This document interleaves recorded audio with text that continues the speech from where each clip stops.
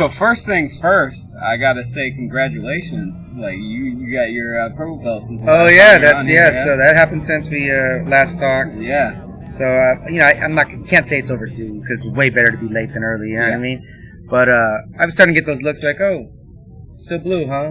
Yeah.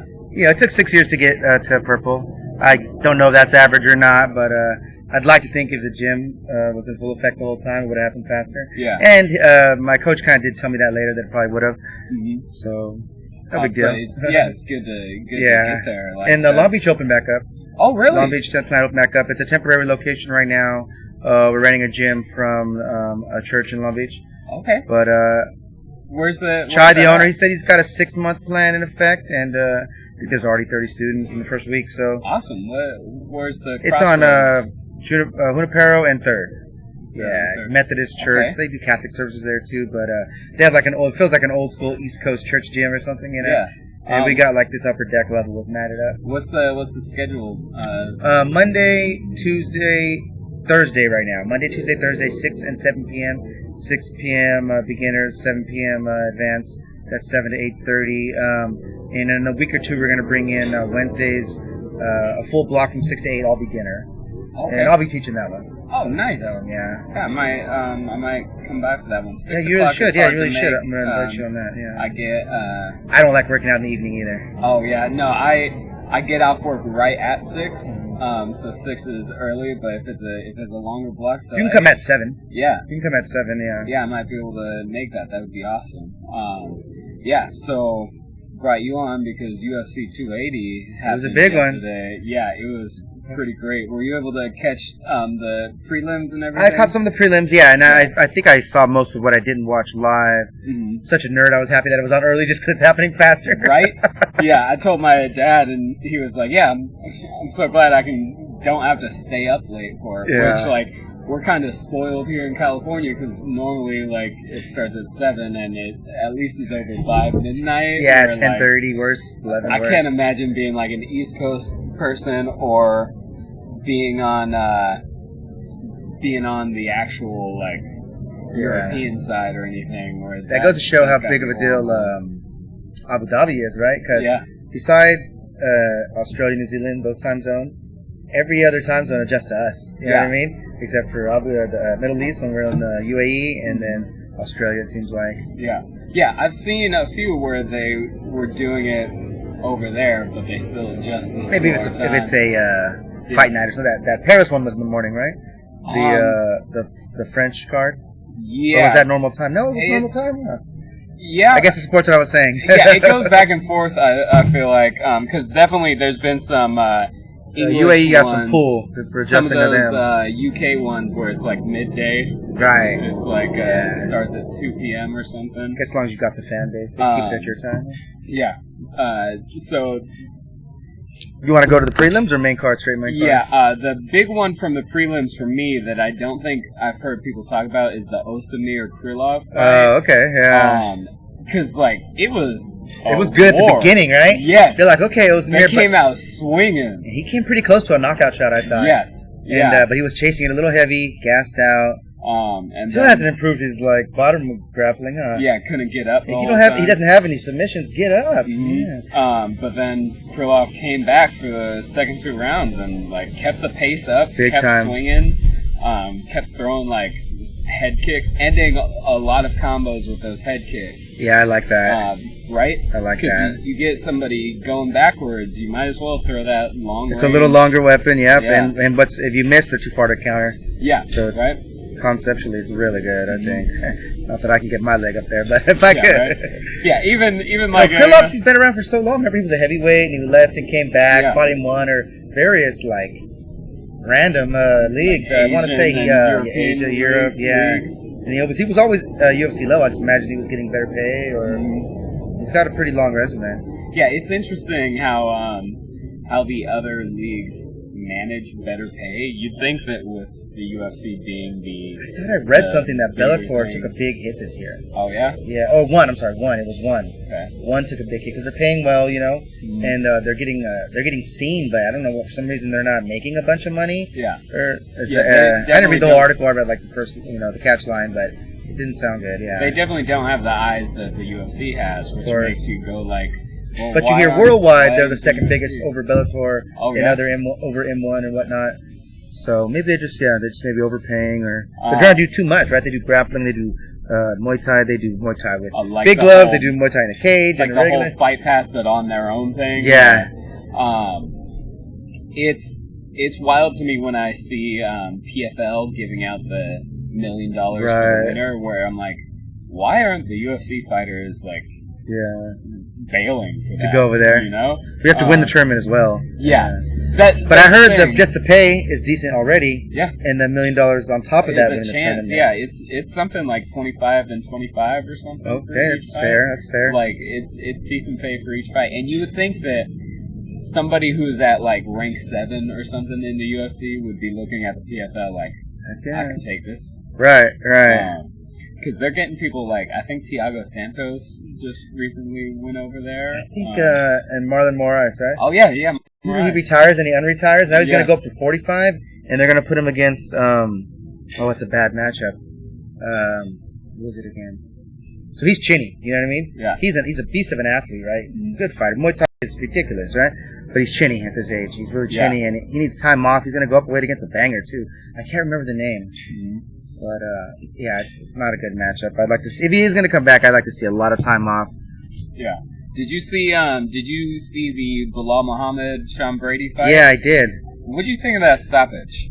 A little early. But, well, you know what it is? It's not that it was so early. It's the exact moment he chose to do it, right? Yeah. You're like, all right, so he's standing up. He's not getting knocked down. A couple good shots. Yeah, it was strange because Brady's not defending himself. Yeah. But he's also not, like, his legs aren't wobbling. He's not stumbling. He's just taking a lot of damage and not throwing anything back. Where it was so exhausted he can't even defend, I guess. It was weird to be like, all right, yeah, this is it.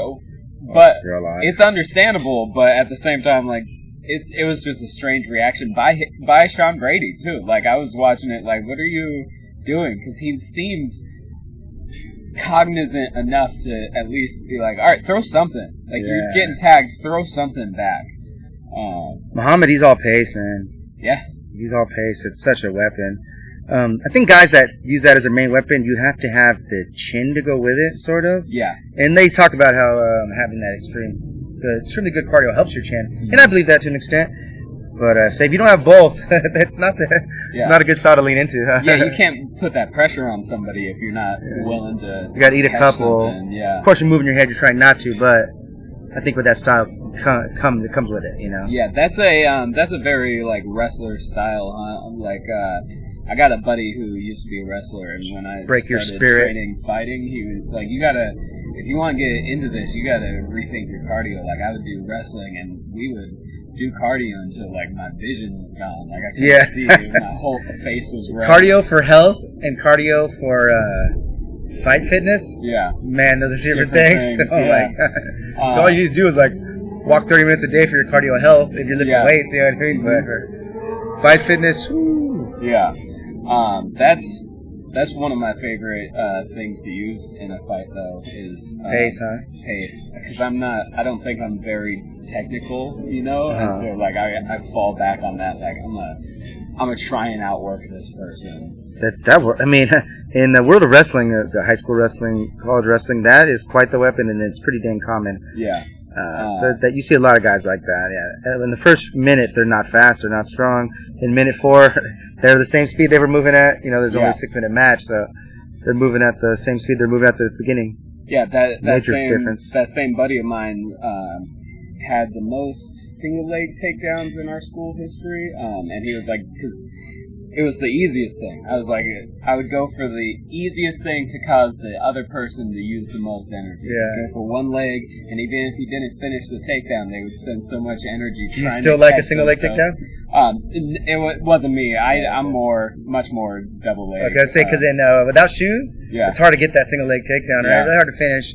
Well, I think that Sterling had a good finish on his single leg yesterday against it was yesterday, huh? Yeah. Against Dillashaw when he just elevated his heel really high, just above his head. That's a good one. Yeah, because it's really easy to slide that foot out with no shoes on. So I have a buddy that I train with who's like 6'3", and we'll do drills where we catch a kick and then lift the leg up to try. But like he's 6'3", so like I can lift his leg as tall as I can lift it. He's taking it. Like he's fine. You get mine above my nipple. In the Sean O'Malley Peter Yan fight, there was a moment where Jan had Sean's foot up in the air. I saw that, yeah. And it was like, oh, I get that, Jan. Like, I feel for you, because those tall guys, like, that's not a takedown that's easy to finish. I'll tell you what, though, you see that trip that Jan did? Oh, yeah. So slick. Oh, man. Okay, let's jump right to that one. Yeah. So I thought the way that Sean tried to get back that takedown at the end, so he tried the same takedown back on him, that it's like a step through. I don't know. It's more Muay Thai type of trip. I don't know what it is. Yeah, it's not. like I've seen it, but I don't know what art it comes from. Leg behind. Yeah, I don't know what art it comes from. Is it Muay Thai? It could be Muay Thai. It's almost a judo, but because there's no the way you step, there's no pulling, it doesn't quite feel like a judo. Yeah, maybe it is mostly a Muay Thai originated. So he tried to get that back on him, and I thought that was a bad idea at the end. Like, I guess he won the third round anyway, but yeah, what do you think of that decision? Do you think... no, yeah. I mean, he did great. What a showing. Great outing for O'Malley. Yeah. Did he win? No. Yeah, I thought rounds 1 and 3 were super close. Yeah. And I wasn't upset when they gave it to Sean. I was kind of...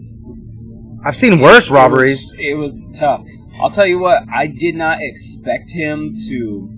One, be as tough as he is. Yeah, he showed some...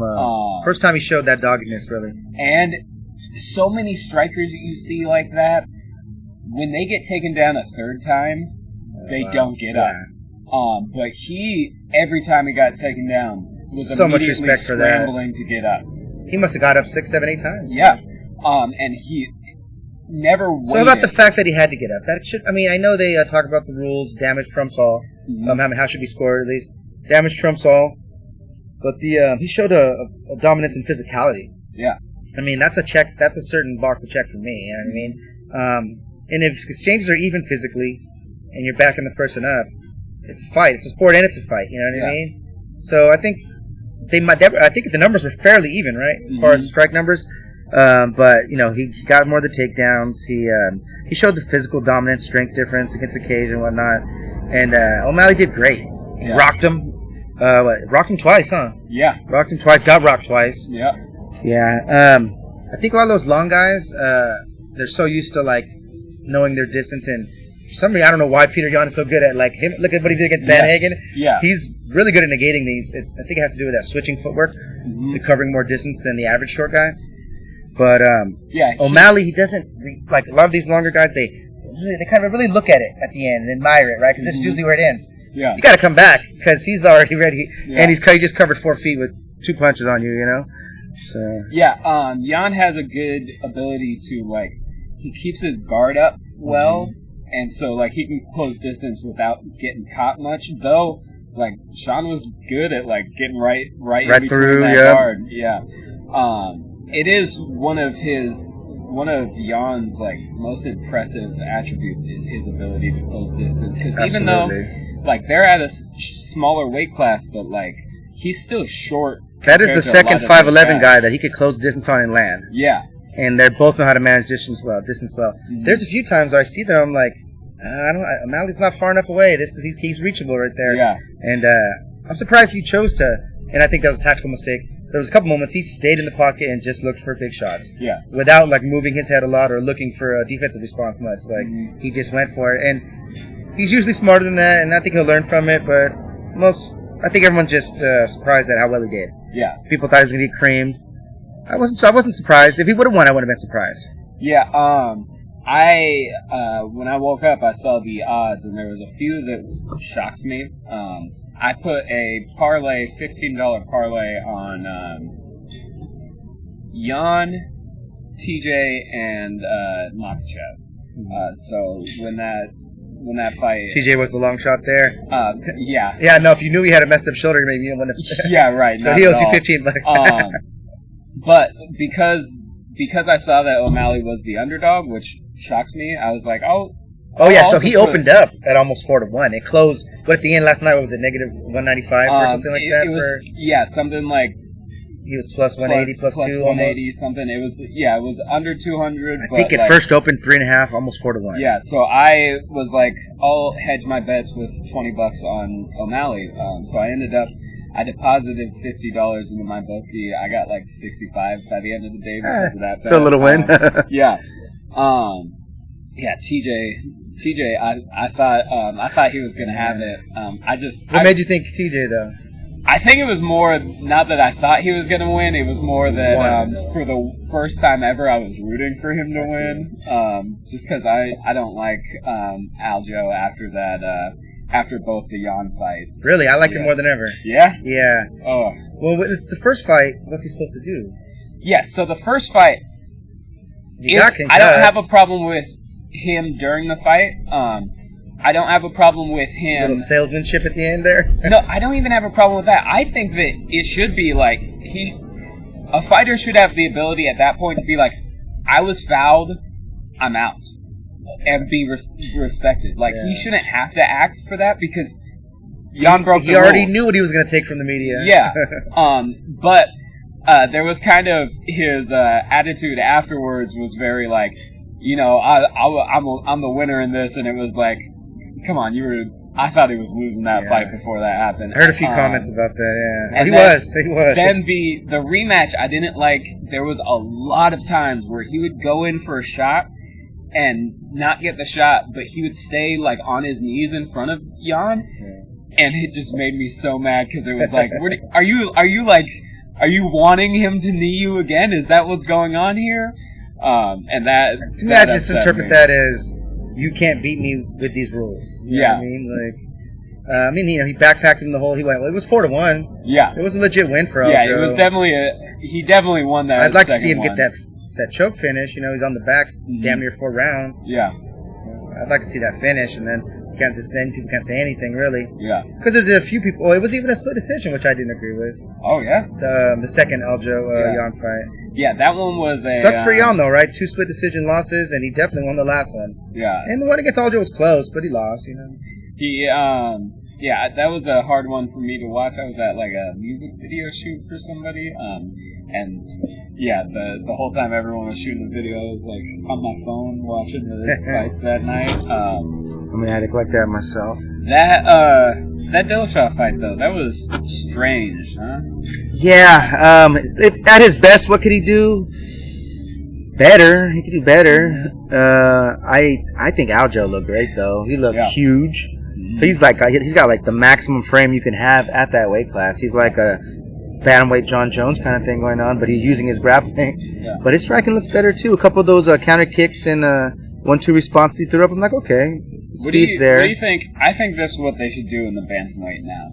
I think they should have the rematch between Sean O'Malley and Marlon Vera. Yeah. And give the title shot to whoever wins that. Yeah, I could see that. Because I've been thinking since the Cruz fight, really since the Font fight, I was like, man, I don't know who's going to be able to stop this Marlon Vera dude. And then after he broke Cruz's nose. And what great timing on that kick. Oh, man, he really... a smart fighter, right? I went into watching that fight like, oh man, Cruz is going to get destroyed. This is sad. I'm a fan of Cruz. And then Cruz looked so good up until that moment. People have caught up with the footwork and some of the little things that he does. Yeah. They don't do it as flashy as him. Mm-hmm. It looks like they make it look more subtle than he does, though. Yeah. So people have... I'm not saying everybody has as good a footwork as Dominic Cruz in his prime. I'm not saying that. But the best guys have a subtle version of that now, I'd say. Yeah, lots of movement, lots of keeping it. Or they know how to fight against it better, right? Because Cheeto's a plotter. He's a guy who depends on durability and whatnot as well. Yeah, he doesn't have to land a lot to ruin somebody. Yeah, apparently he's got power and all the limbs. Yeah, because that Rob Font fight, he got outstruck like 5-1 or something. Yeah. But nobody looking at it would have thought Font won. Like, there's not a chance. He looked like the kid from Mask. Like, his face was deformed after that fight because Vera just breaks people. And with just built denser or something, right? Yeah. The bones. And so with that, like, with him being the one loss of Sugar Sean, like, I want to see that rematch, and it would be a great title eliminator. Yeah, he's the man right now, huh? And when I was thinking about that. I was wondering, is Sean O'Malley's chin a little bit of an issue? I don't know. So he got hit pretty good by Peter. Yeah. Piotr Yeah. Twice yesterday, right? He got rocked twice, if I remember correct. And he ate it, came back, showed some toughness, showed some doggedness, and we'd never seen that out of him. Yeah. And I was curious about that because, do you remember when the ground and pound finish with Cheeto? Cheeto kicked his legs out, that was good. And he kind of flash put him out with the elbow in the top position. Do you remember that? I don't remember. He kind of flash put him out, and I was thinking, man, maybe why did he go out so easy? Yeah. But now we know Cheeto could pop from anywhere, with any limb. So maybe it's not an issue. Yeah, Cheeto's power. Yeah, yeah. I would love to see that because I'm not sure who else in that division is ready for that title shot right now. Yeah, who could even touch Aljo right now? Yeah, right. Because I mean, you got Corey Sandhagen, but Sandhagen just lost to Dillashaw and Jan. Did he lose though? He beat what's his name?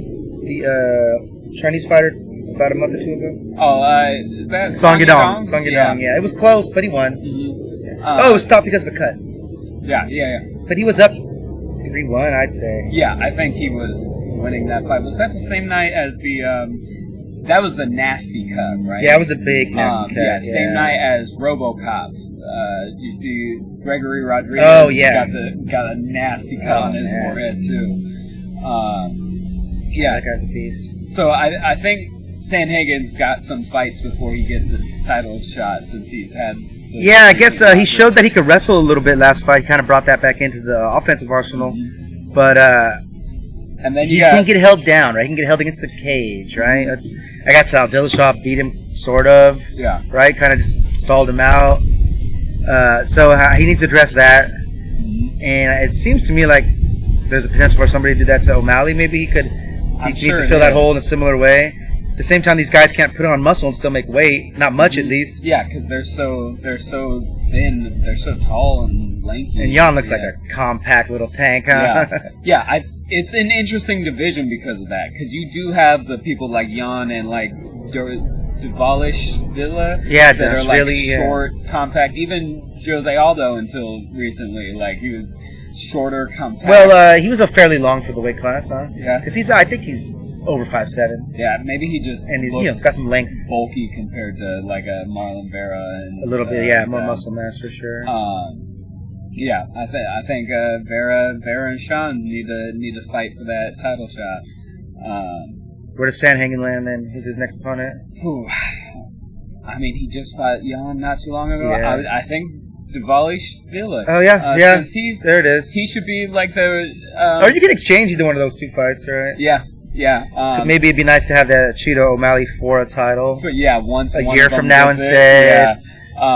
Yeah, because Merab says he won't fight Aljo for the title, so he's got to be the designated willing gatekeeper. to be gatekeeper. Yeah, got to keep him there for whoever wants the title shot. Islam did it, right? Yeah. I guess before we go to the main fight or two, well, kind of covered already, but the opening fight on the main card, Fior Mignon. How do you pronounce it? I always mess it up. I think it's Fior, but like it's spelled like Fior. Mano Fior. Yeah. French is a tough one. Yeah. But man, I've had my eye on her from her debut. Yeah. Did she come from the Contender Series? Possibly. I don't remember. Yeah, I'm not sure. I know she may have came from the Contender Series, but I've had her eye on her. She's got like a legit Muay Thai background, right? Like I think she has a kickboxing or Muay Thai record, but style-wise, she seems to be very Taekwondo, karate, or whatever, right? She throws the side kick. She's got good size, good speed. Her style is tricky. That exiting and entering left hook that she does when she leans her head off, beautiful. It wasn't a dominating win. She went against a tough girl, you know. Yeah. But a beast of an athlete. The first time I saw her, I was like, oh, this is Valentina's toughest challenge. Yeah. Even though she didn't have the best outing last time, I think of Valentina as the best woman ever. Yeah. Over Amanda. You know what I mean? Yeah? Yeah, I do. I think so. She definitely. I was thinking that right up until that last fight. Until that last fight, that's One blemish, man. Well, Right. Amanda went down to That's right. to Juliana, and we know she's better than Juliana. So yeah, we might see a maybe Santos rematch where Shevchenko just dominates her. possibly. Yeah, I think she should have played the striking game. I mean, the grappling game a lot less. Mm-hmm. I'm not sure why she didn't want to strike so much. Maybe she was being hard-headed, you know, just supposedly. Wanted to beat her Yeah, at to her own show game. exactly. Yeah. And I don't think that was the best game plan. The physical strength was an issue. Her girls' jiu-jitsu was great. I think she can outstrike Santos, but Santos has a one-footer power, you know. Yeah. Very, very strong for that weight class. Big, strong girl for that weight class. I feel the same about Fior. She's I want to say it right. Manon Fior. Manon Fior, yeah. It's not Spanish. Yeah, it's always good to get see a good up-and-comer in divisions like Shevchenko's because it gets boring when somebody's that good. Yeah. Until somebody comes out of nowhere and switches it up. That makes everybody step their game up the whole weight class. That's how I was feeling a bit with Usman fights, because I was right. like, well, we all know what's going to happen here. Usman's going to win. Then, we thought that was the case until Edwards decided to switch it up, and now the whole division's like, oh, what's the story in this division now? Because it's not Usman dominating until he might just win it right back. Yeah, is Edwards going to believe in himself more now and do even better? To piece him up, yeah. Do that earlier. Mm-hmm. Remember the dominant first round he had? Yeah, and then it was looking like it was going to be a 4-1. Or is Usman just not going to make the mistake and do what he was doing the rest of the time? Hard to say. I think it can go either way. Yeah, Dana's been talking about having Khamzat versus Colby on that same card with the Leon Usman rematch. You know what? I don't know. That's a good one right there because we've seen Khamzat have a pace issue, right? Cardio issue, possibly. He definitely got tired in against that Burns Gilbert. Fight, that was a war. He hasn't won 3 since then, right? He hasn't won the full 3 since then. I think that's the only. Is that the only decision on his record? I think it. I want to say, yeah. Because he's, dominated everyone else. Who was that last fight? It was Kevin Holland that he destroyed in like the first. Oh yeah, that was first minute. Yeah, so Kobe, as long as he doesn't get just clobbered or something. Yeah, right. Which Khamzat can do apparently. Yeah. I think that's a true test. Yeah. Even at 3 rounds, set that pace on him.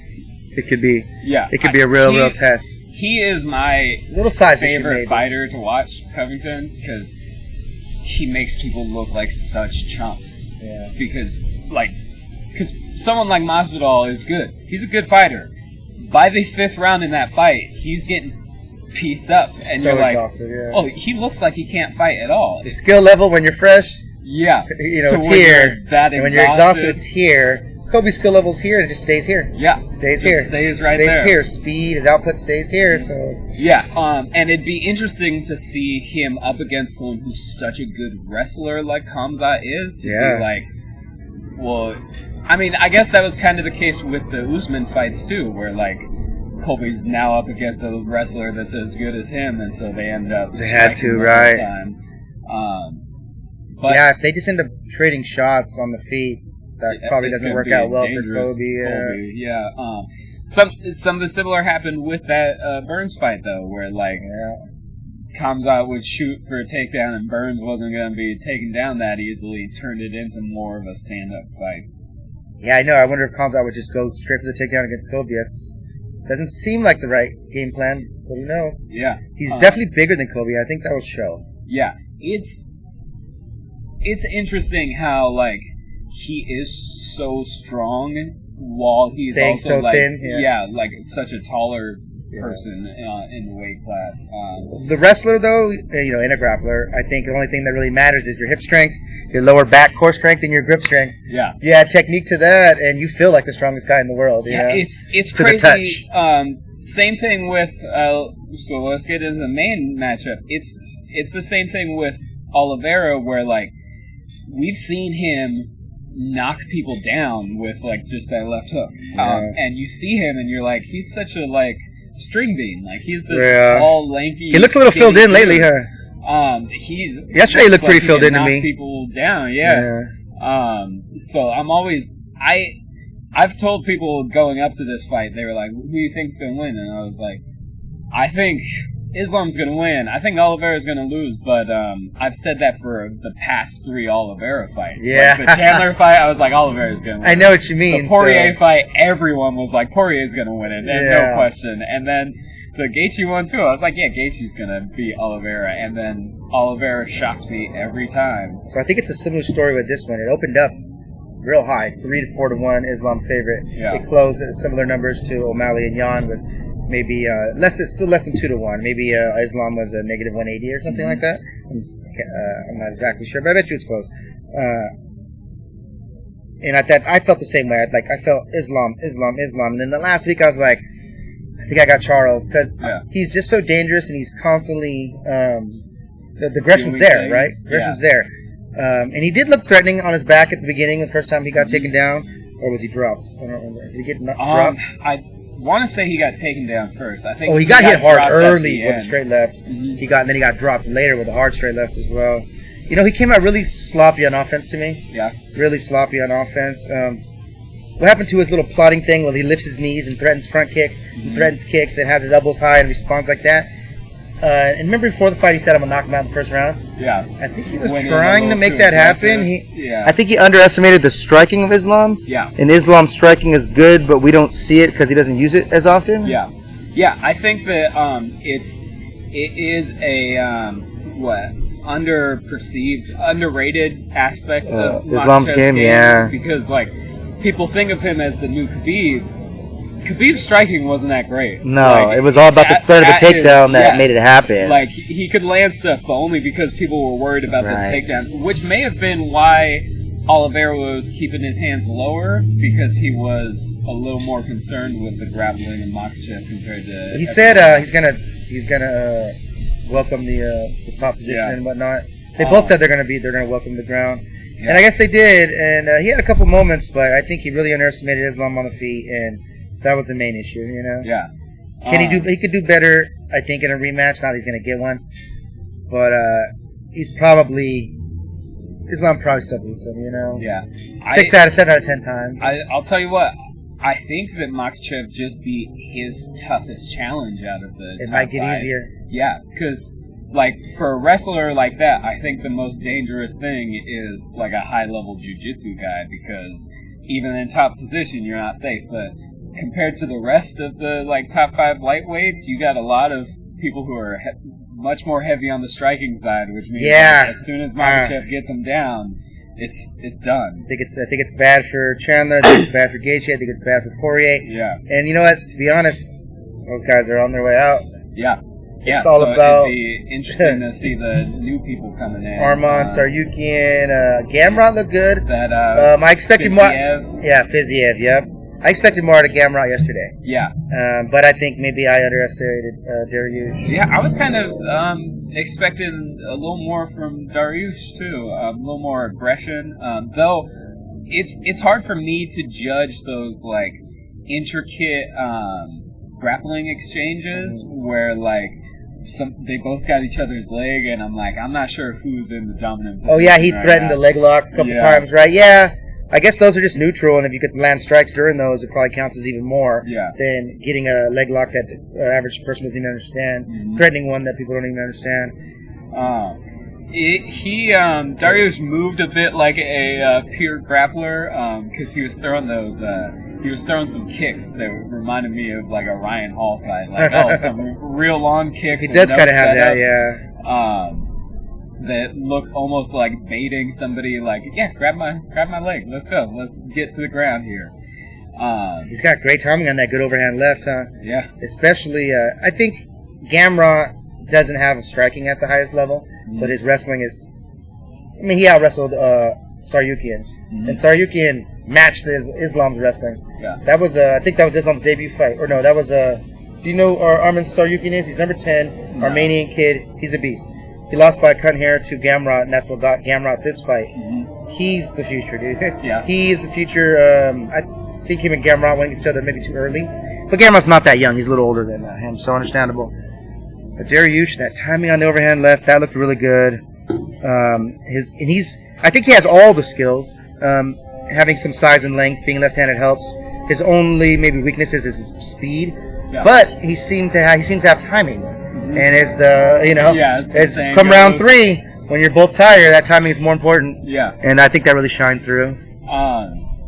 Yeah, a buddy of mine texted me after the Islam fight. Like, was Oliveira that dazed from the punch, or is Islam just that good at finishing chokes like that? Even though Oliveira is the leading submission artist in UFC history, that's the 4th or 5th time he's been submitted in the UFC. Yeah, he also gets submitted. Yeah, he's not known for his submission defense. He's known for his submission offense. Yeah, he is pretty great at just being. Sorry.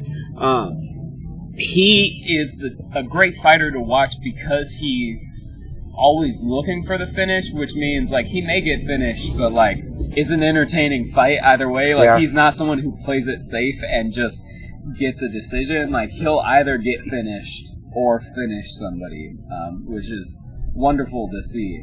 Absolutely, people love that. I don't know if his skull likes that. Yeah, he's taken some shots, Oliveira, the last 4 or 5 fights. Yeah, even when he wins, he has to get up. Yeah, he got dropped every one of his title fights, right? Mm-hmm. I've heard him talk about like how bad his eyesight is. Oh, like he got corrected. He got laser surgery done. Oh, did he? So this is the first fight he ever fought in 2020. Oh, I was gonna say he still didn't move his head off that left hand. Yeah, I was gonna say like I wonder how good he would be if he could see, but maybe he was better because he couldn't see. Right. Maybe he just got used to. Maybe he's not used to having the vision yet. Yeah, because the left hand's coming right down the middle. Yeah, maybe now he's analyzing everything too much. He's like, all right, I can see it. Possibly. I'm going to be able to see it instead of working on that instinct. Yeah, he might be an instinct guy because he's high risk. You know, he doesn't hold anything back. He goes for it. You know that that's what people like about him. There's certain kinds of blindness where it gets in the. Let's see if I get this right. It's like in the visual center of your brain. If it gets damaged, you won't be able to see. But if people put a picture of a snake in front of you, your body will have a reaction of fear because like you're still processing it in your eyeball. It just doesn't make it to the part of your brain that can conceptualize it. Wow. So there may be an aspect where like he could see things on that instinctual basis and be able to move out of the way, but now that he can actually see, he's got to take the time to process it and think about it, and he's not. Well, it's slowed him down. Yeah, it's making his reaction a millisecond longer. That could be true. Yeah. What do you think of that? They're talking about having Makhachev fight Volkanovski. And I guess the size issue is hard to ignore. Yeah, it's hard to ignore. I mean, Islam's pretty damn big. I'll tell you what, though. I thought that Holloway won their second fight. Yes. I thought the first fight was really close. Yeah. There's no question in that third fight. No question at all. He looked so fast and so like his ability to keep you guessing, yeah, and get in there and knock him around was unbelievable. And so like. There's a part of me that's looking at this fight with Islam like... Same height. Ooh, if he can keep it... Same height, only like 1 inch longer. Yeah. If he can keep it standing and just be able to move in and out with those strikes like he did against Holloway, that's a good fight. But, like, the issue would be keeping it standing, which would be difficult. Against a big, strong guy like that. And I understand that Volkanovski, he's a pretty bulky dude. He can put on some... He could probably put on some good muscle and... Will he lose any cardio? I don't know. Yeah, you seen him when he was a rugby player? Yeah, he weighed about 210. Yeah, and he was thick as hell. So, I mean, what is it smart to get up to 175 and cut to 56 and have more muscle? I don't know. Yeah. But good luck getting Islam off you, you know. Yeah. Can he outstrike Islam? Maybe. But, when it comes to grappling is when that size is more of a factor, and that's what Islam wants to do. Yeah.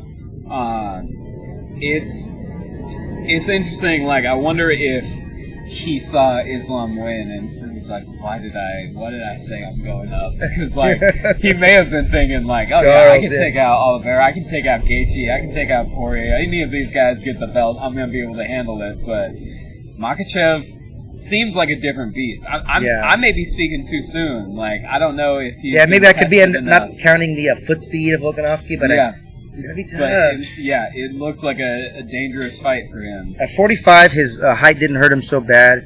But, I think he's 5'6" even, probably. Literally 5'6". Not like a lot of people they say are 5'6". He's probably literally 5'6". Yeah. But he's got a good wingspan. He's got a 5'11" wingspan or something like that. What do they call it? That gorilla aspect? So we've got a little bit of arm length and wide shoulders. You know. And should wide shoulders count on your length? Well, yeah, because you extend, you know. So it's I think that's why he didn't get hurt. That didn't hurt him too much at featherweight. And I want to say Islam doesn't have the longest reach. He's listed at 5'10", and I want to say he's only got 71 inch reach, so about his height. You know, and Volkanovski, he's got a what's it called? The ape index. Yeah, that's ape index. right. The ape index. He's got a 4 inches ape index. 5'6". He's got a 71, 72, at least a 70-inch reach. Yeah. That's pretty good. That's why some of the times you're like, well, how's he landing on Max, though? Actually, he's longer than Max. He's long. Yeah. Yeah, Max has a... 68.5-inch wingspan at 5'11". It's a little short, which is interesting because he is a guy who... I mean, he's best boxer in the UFC, baby. Yeah. Like, you'd think he'd be a longer guy. And even looking at him, he seems longer. But well, his arm length from here to here is decent. Yeah. But he doesn't have any width in his shoulders. That's right. So his wingspan pretty narrow. Yeah. And if you saw the size be an issue for him against Poirier. He's a featherweight, not a lightweight. Yeah. He's taking a lot of shots over the years. Yeah, what do you think... who do you think is coming up in featherweight? Is there somebody who's being underlooked? You know, I think that I think they should give it to the alpha male guy. What's his name? Emmett. Oh yes, Josh Emmett. Okay, he's a little older. Yeah, but he's a beast of an athlete. Yeah, I feel like athletically, I see he can keep up with Volkanovski. That Cater fight was his last one, right? Yeah. I feel like whichever fight was Emmett's last one that I saw, he looks on point. I feel like he's looked that good in the last 4 or 5 fights. Yeah. But he gets hit back. Yeah. He gets hit back, and that's a little... I think his striking defense needs work, but so maybe that's where Volkanovski has a big advantage on him, but the speed he throws his strikes and his ability to wrestle is at Volkanovski's level or higher to me. So that's why I'm like, you can't just overlook him, you know? I guess he's going to have to sit around and wait because he's going to get the super fight, but that sucks for him. What's he going to be, 38, 39 by the time he gets the title fight? Yeah. I think he's 37 at the moment. Yeah, I think 37. That's always disappointing when a division gets held up like that, and you got guys who are on the older side that are like, well, where's my opportunity here? What's the next big card coming up? It's in November, right? Well, 3 weeks from yesterday is already going to be Adesanya and that's Pereira, right, Pereira. Yeah. What do you think of that one? Wow. You see how big that fool is? He's training with all these light heavyweights, and he's bigger than all of them, dude. Dude, he's so much bigger than Reyes and Glover. Knockout, unbelievable to me. I'm a fan of Strickland. Strickland's a crazy dude. He's a crazy violent got good dude. Boxing, got head movement. And he got flattened. Why did he go straight to grappling? One punch. Like, it was just that left hook is from... Yeah. And something about his leverage points with that length. So he's got the real long, short torso, long limbs, and a big fist. And when he turns on that left hook with those hips, man, it just... it's a brick to the chin. I think his nickname sometimes is like Stone Fist. Is like Spanish for Stone Fist. And like, you look at him and he does look like an Olmec head from like those South American statues. Kind of has that going on. 6'5"? What is he? Something like that. I think he's an inch taller than Adesanya. At least as tall as Adesanya. Yeah. A little bit thicker. Did you Quite see a bit their kickboxing fights? Yeah. First one was a legit win. And then the second one was the Adesanya was piecing him up, and he just caught him with that one left hook. So it's gonna be super interesting. You think Adesanya tries to wrestle? I can't imagine that. Like, yeah, right? Maybe he should, or at least do something against the cage to But I mean, he's been training with Glover and these other guys so hard. He's Brazilian. I don't think he's gonna be zero grappling. I don't think it's gonna be zero. It's not gonna be zero. But I'll tell you what. Speaking of Glover, that's the fight I'm probably most excited to see coming I really want him to win the last one. I'm glad he's getting the shot again. Yeah, that last one is probably one of my top 5 favorite fights I've seen. Like entertainment-wise, it doesn't get a lot better than that. It doesn't, right? It was so back and forth, and so many moments where it was like, this is over. There's no way this is going to keep going. Both of them got rocked. Both of them ended up bloody. And it was just, I mean, the finish came, the last 30 seconds of the fight after 5 rounds? Yeah, it might have been. Yeah, I think it was. Like, that is one that I tell people, like, you want to see what makes the UFC good? It's that fight. Not only close to finishing at multiple points, but close to finishing in different ways. Like, they both got rocked in the striking, both came close to being submitted throughout it, so it was high-level grappling, high-level striking, just... How old is Yuri? Early 30s?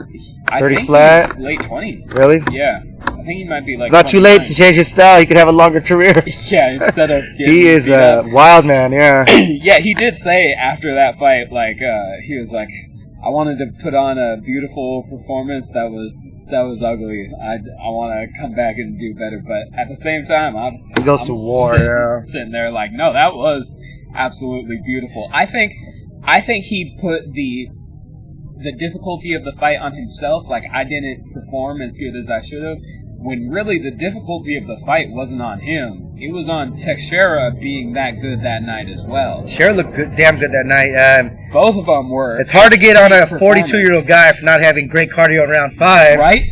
But he's got the guy almost out 3 times, yeah. You know?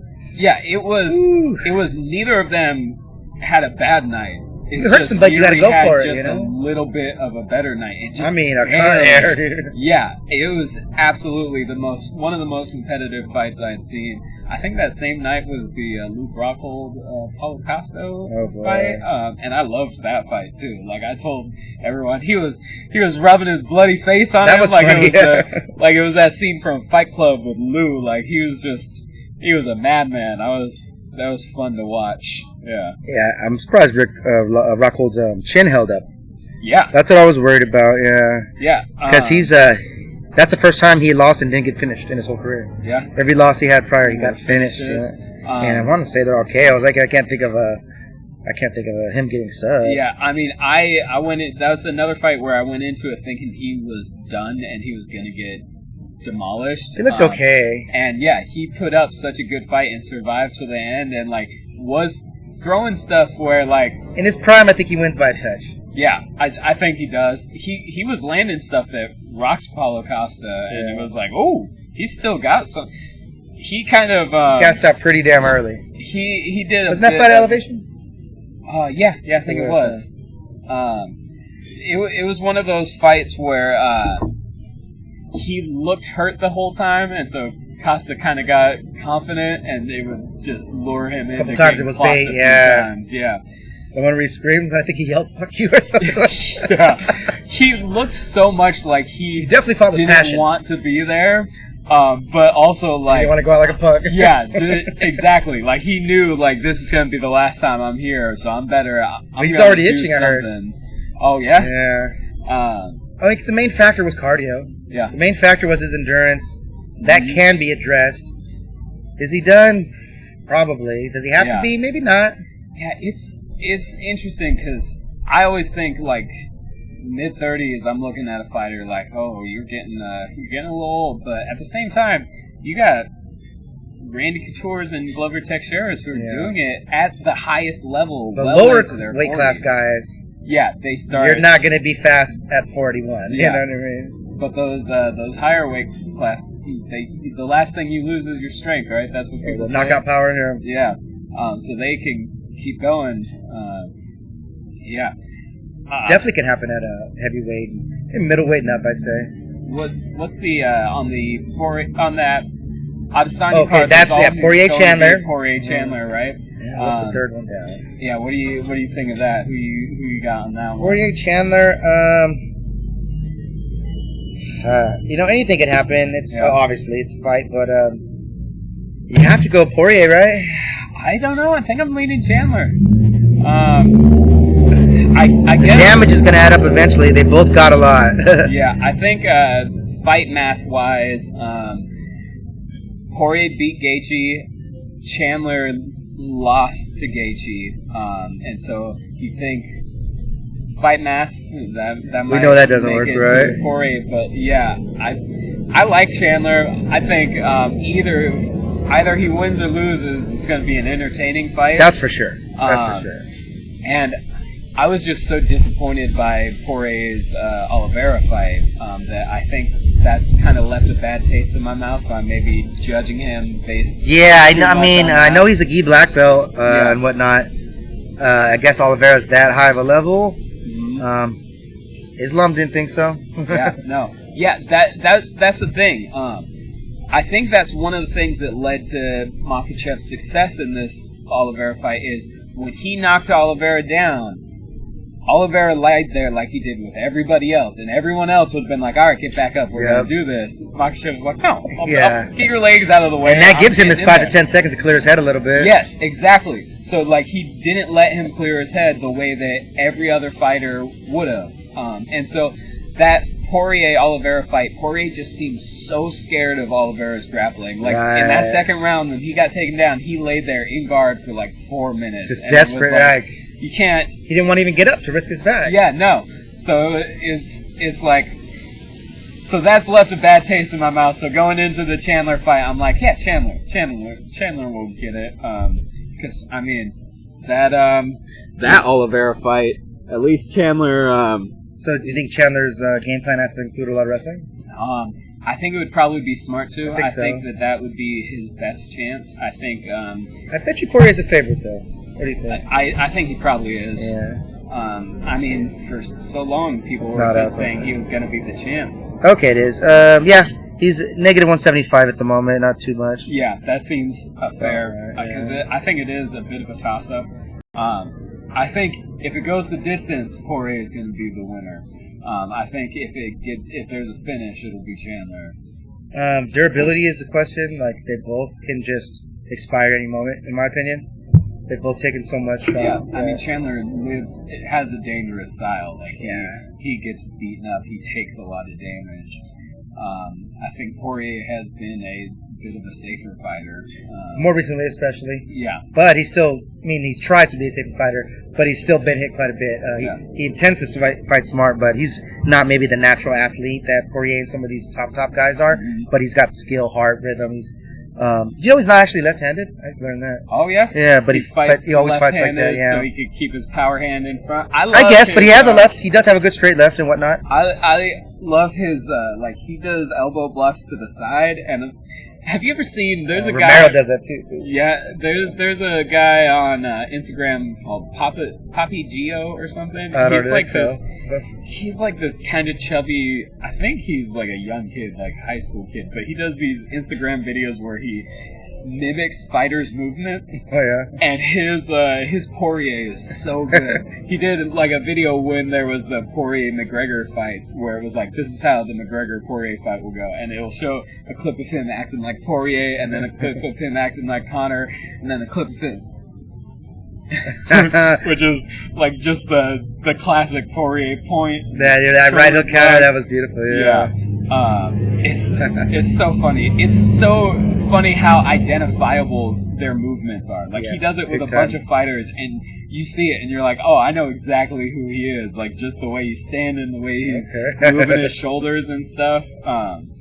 It's fascinating how fighters get into that. Because they all got their own... It's not even their own style of, like, which strikes they're throwing. It's like every movement, even if they're just standing there, is a signature movement, you know? Yeah, he definitely has that high elbow. He does the elbow block.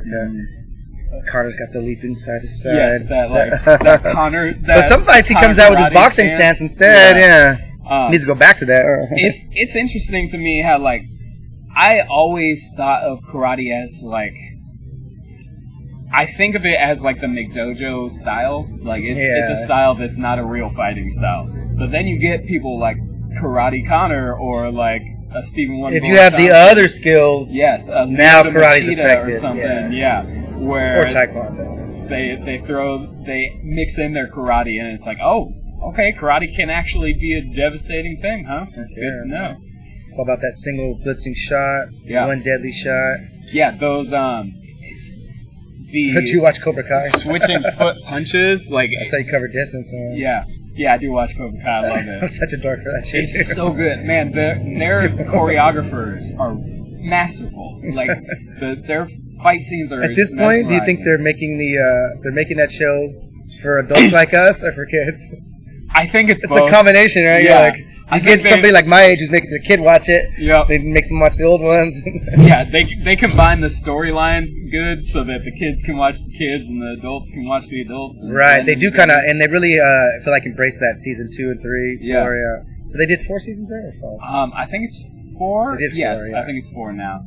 They left it open. I think the next season with they're going to go to Japan now. Oh, okay. I think at the end of the 4th, like there was hints that like the next karate tournament's going to be in Kreese Japan. got out. Yeah. How'd that?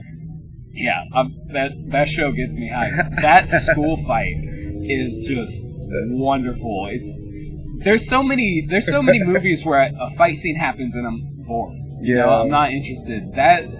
I wait for the fight scenes in that show. Like, I love them. I remember breaking down the matchups for the tournament between season 2 and 3. Yeah. Figuring out they got Robbie. Miguel's injured. He's going to be back too soon. Yeah. All right, so we've reached the end of the episode.